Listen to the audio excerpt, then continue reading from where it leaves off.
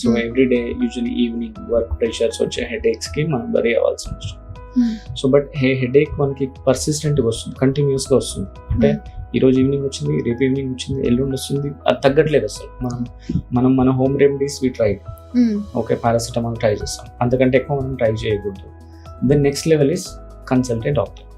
ఒకటి time duration, అంటే ఎక్కువ డ్యూరేషన్ ఉండి మనకు రొటీన్ మెడికేషన్స్తో తగ్గట్లేదు, that is one indication that అంటే మనం ఒక హాస్పిటల్కి వెళ్ళి క్వాలిఫైడ్ పర్సన్ దగ్గర చూపించుకోవాలి.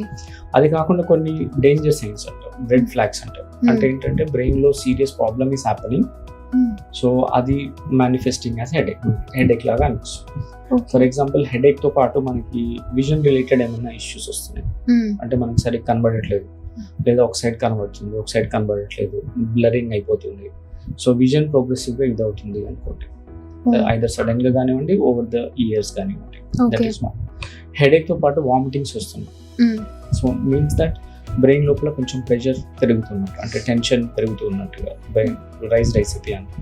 సో అలాంటివి ఏమైనా అయినప్పుడు మనకి ఈ వామిటింగ్స్ అనేవి వస్తాయి.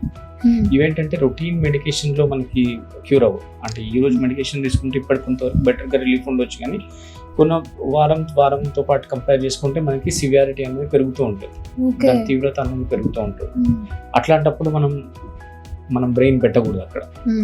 ఓకే, నవే డేస్ ద డాక్టర్స్ అనేది ఎవ్రీ కార్నర్లో ఉన్నారు, ఈవెన్ చిన్న బస్తీలో పోయినా కూడా ఉన్నారు.